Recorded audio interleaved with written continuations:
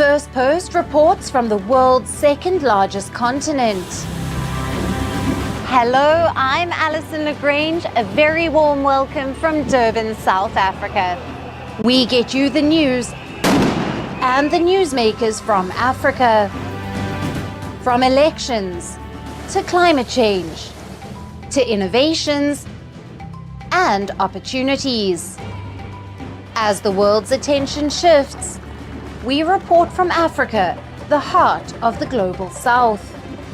Join me every weekday live on Firstpost.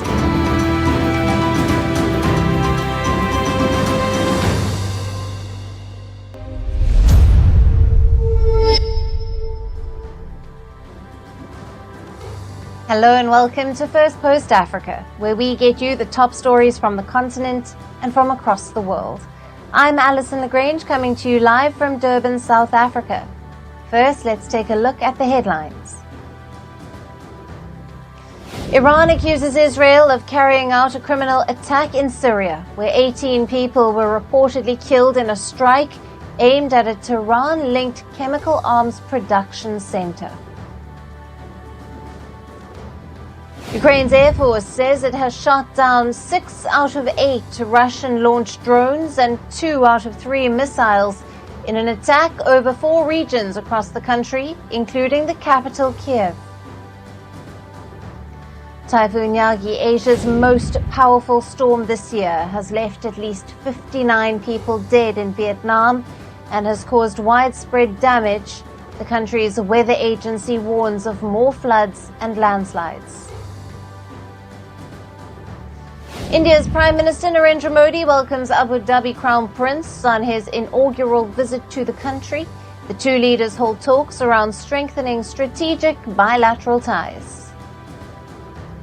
And Apple CEO Tim Cook will unveil the latest iPhone and possibly expand on Apple Intelligence AI features at the biggest product launch event of the tech giant.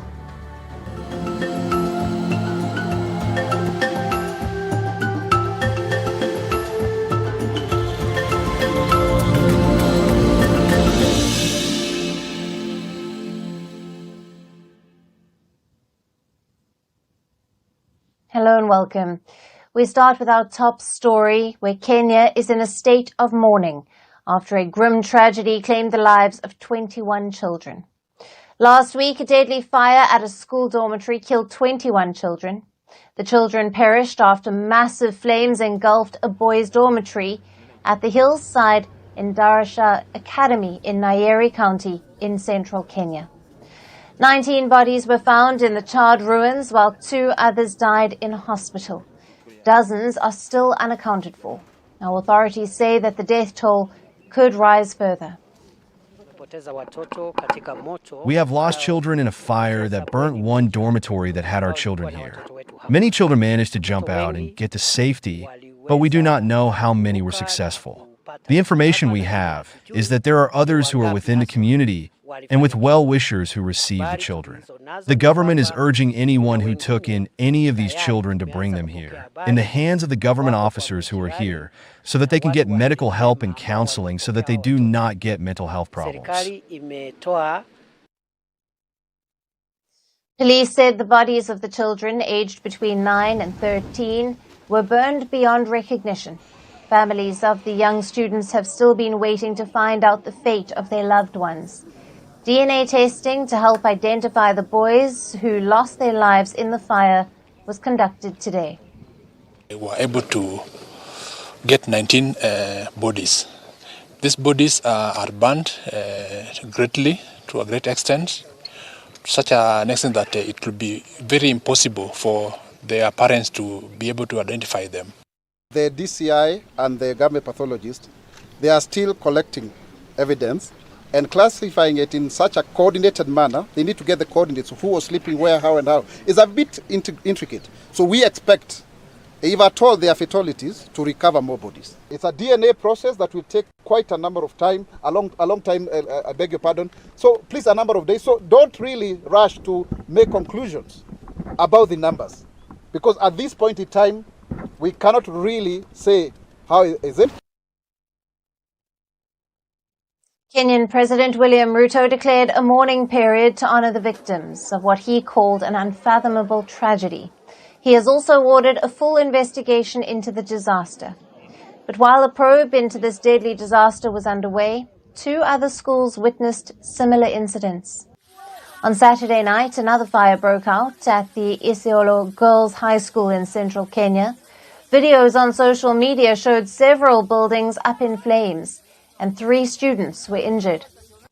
On Sunday, a fire destroyed a dormitory at Njia Boys High School in central county of Meru as the students were having supper, and no casualties were reported. Though the Kenyan government has instructed police to investigate whether the Endashara fire was caused by negligence or recklessness, reports say that the dormitory was overcrowded in violation of safety standards. It was housing 156 boys, all below the age of 14, on the night of the fire. Since most of the buildings are built with wooden planks, the fire spread quickly. The latest incidents, including Thursday's inferno, have added to Kenya's numerous fires in boarding schools in recent years. It has prompted national concern about safety standards and procedures. The government has urged school administrators to enforce the boarding guidelines that require dormitories to be spacious with 3 doors and no grills on windows for easy escape in case of fires. We have school safety standards that were passed in 2020 that schools are supposed to adhere to. The investigation that is being undertaken will inform us whether there was compliance with those rules and regulations. Many of these guidelines, however, have remained on sheets of paper, with many schools far from implementing them. Many parents in Kenya choose to send their children to boarding schools because they believe it gives them more time to study without long commutes. A recent Education Ministry report says school fires have been common in Kenya boarding schools, often due to arson fueled by overcrowding. In several cases, authorities have usually found students to be the culprits. Some of the fires were started by students during protests over workload or living conditions. Researchers have found student arsonists to be triggered by frustration over poor conditions in schools. Pressure around exams, fatigue from academic work and extracurricular activities, and lengthy school terms have also been listed as common motivations. In 2016, authorities recorded 130 cases of school burnings related to unrest. At least 63 arson cases were reported in 2018. In 2021, 63 girls were hospitalized by a fire at a school in Nairobi. In 2017, 10 high school students died in a school fire started by a student in Nairobi. A Kenyan government report also identified drug abuse as one of the triggers for unrest in schools. The report says that inadequate counselling services in schools also exacerbated the issues. But despite repeated incidents, the Kenyan school curriculum did not include fire hazards and safety training until 2022. Public schools also lack fire safety assessments and drills. Now, there is anger simmering among Kenyans against President William Ruto's administration.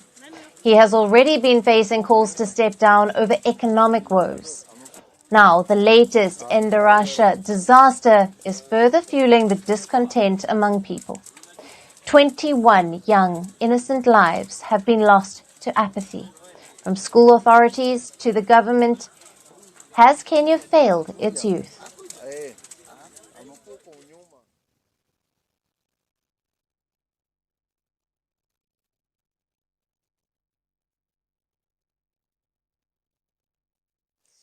Shifting focus to the Horn of Africa, where tensions are soaring as neighbours Ethiopia and Somalia are locked in a dispute over a maritime deal. In the latest, Addis Ababa has issued a stark warning to its rivals, saying that there would be a severe retaliation if any country attempted to invade Ethiopia. These comments by the Ethiopian Prime Minister Abiy Ahmed came as the country marked its Sovereignty Day on Sunday. In a televised address, Ahmed had said that the East African nation had no intention of creating conflict. However, he warned that Ethiopia would humiliate any nation that threatens its sovereignty. In his exact words, anyone intending to invade Ethiopia should think not just once, but 10 times, because Ethiopians know how to defend themselves. Now, the Ethiopian Prime Minister did not direct his comments at any particular nation, but they come as the country is locked in disputes with neighbouring Somalia and Egypt. With Somalia, tensions are over a port deal Ethiopia signed with Somalia's breakaway region, Somaliland. Under the deal, Somaliland agreed to give landlocked Ethiopia access to its port and lease a section of its coast to build a naval base. In exchange, Ethiopia agreed to become the first nation to recognize Somaliland, which declared independence in 1991. However, the deal angered Somalia, which expelled Ethiopian ambassador in response. Tensions have escalated as Somalia has forged closer ties with Ethiopia's other rival, Egypt. Now, last month, Cairo sent military aid to Mogadishu to mark the strengthening of ties. Egypt also reportedly plans to send up to 5,000 soldiers to join a new-look African Union force in Somalia at the end of the year, with another 5,000 to be deployed separately. An African Union force has been in Somalia since 2007 to help the government fight the Islamist group Al-Shabaab. Up to 10,000 Ethiopian troops are a part of the force. However, Somalia has announced that they cannot be involved in the new mission until Ethiopia cancels its deal with Somaliland. Ethiopia and Egypt, meanwhile, have been at loggerheads for years over Addis Ababa's vast dam project on the Nile River. Egypt has accused Ethiopia of threatening its supply of water following the construction of the dam. Now, mediator Turkey has been facilitating indirect talks between Ethiopia and Somalia to try to resolve the dispute. But there has been no significant breakthrough after 2 rounds of talks.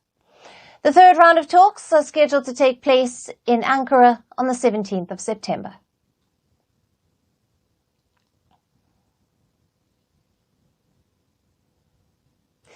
And shifting focus to Nigeria now, at least 59 people were killed in north-central Nigeria after a fuel tanker collided with another truck.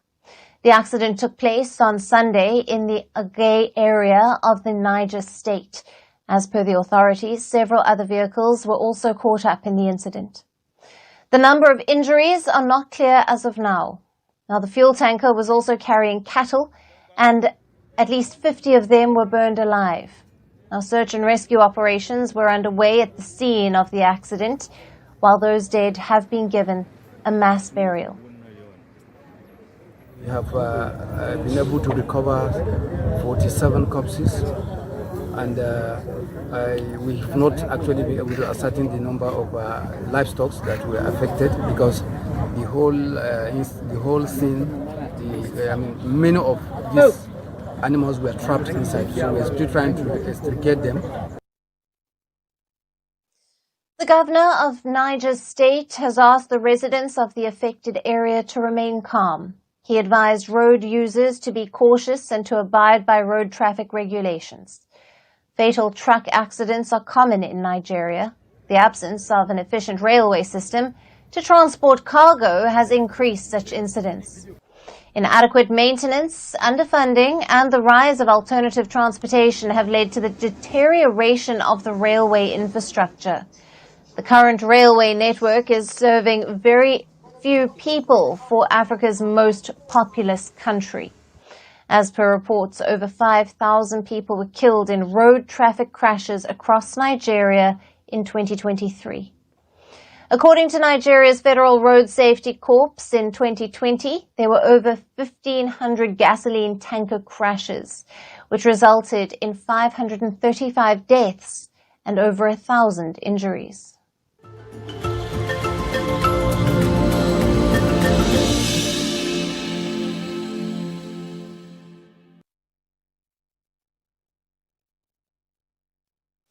And finally, to our special segment, Resurgence Africa. Amid the coups and the crises, there are many positive stories from Africa that often get overlooked, but not on this show.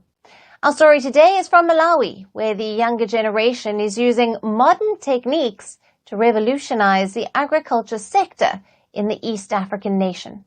Among them is 30-year-old Piri, who is studying Chinese farming techniques and is bringing home new technology and techniques to plant seeds of agricultural development.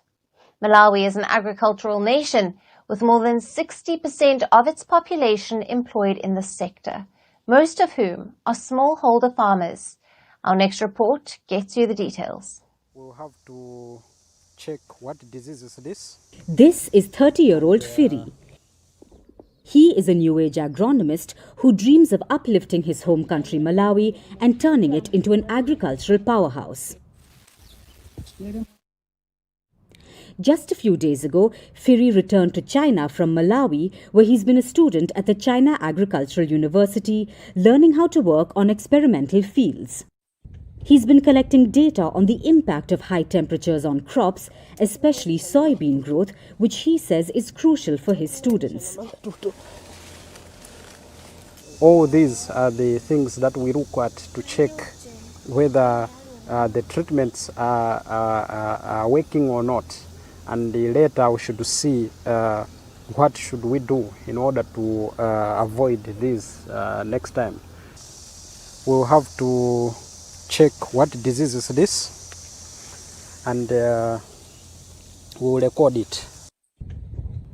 In the East African nation of Malawi, out of over 20 million people, over 60% are employed in the agricultural sector, most of whom are smallholder farmers. However, due to lack of proper education, technology and methods to control diseases and pests in crops, many farmers don't even produce enough to feed themselves. Firi hopes to pass on the knowledge he gains at university to farmers back home, to promote green pest control, enhance soil fertility and increase productivity. He says his education could help smallholder farmers in Malawi increase their income. If we test the soils and come up with the results, you'll find that in one village they only need nitrogen, but we cannot give them only one nitrogen because we don't get we only have compound fertilizer. So if we can have, we can be making our own fertilizer, that can help. Here in Beijing, as part of an experimental project, Firi is assessing the growth of corn, the main crop in Malawi. He is joined by Lira, an official from the Malawian Ministry of Agriculture. Lira is also a local corn expert. She says despite being the main crop in the country, Malawi has a low corn yield. Last year, she returned to Malawi and applied the techniques she learnt in her course. She says the results were beyond expectations. Upon introducing this technology of optimizations to the farmer, we have seen that there has been a very good change because we have like tripled and doubled their harvest yield from their previous yield. So this technology is very good for the farmers to achieve high yields. And if this can continue, the farmers can obtain food security, which can be good for the country's development. Both Firi and Lira have been collaborating with local farmers in a village in Malawi's Kasungu district. You can see how happy the farmers were to get high yield from their fields. They say the core of the project is to get technicians and farmers working together. Making our own fertilizer is very important.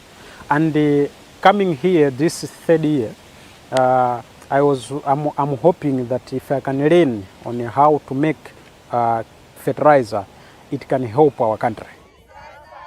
Last November, Malawi set up 3 new sci-tech backyards. Other countries like Zambia and Tanzania have also partnered with Chinese universities to develop sci-tech backyards.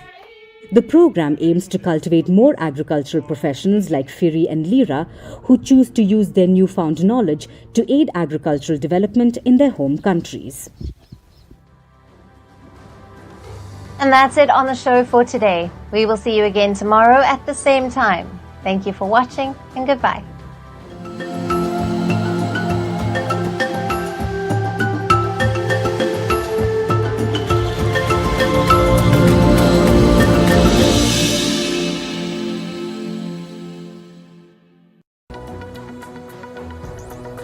Hello and a very warm welcome. I am Gursheen Garland and you're watching Firstpost.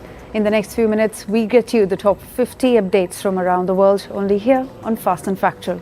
Let's get started. Our top focus comes in from West Asia. A gunman killed 3 Israeli civilians in West Bank yesterday.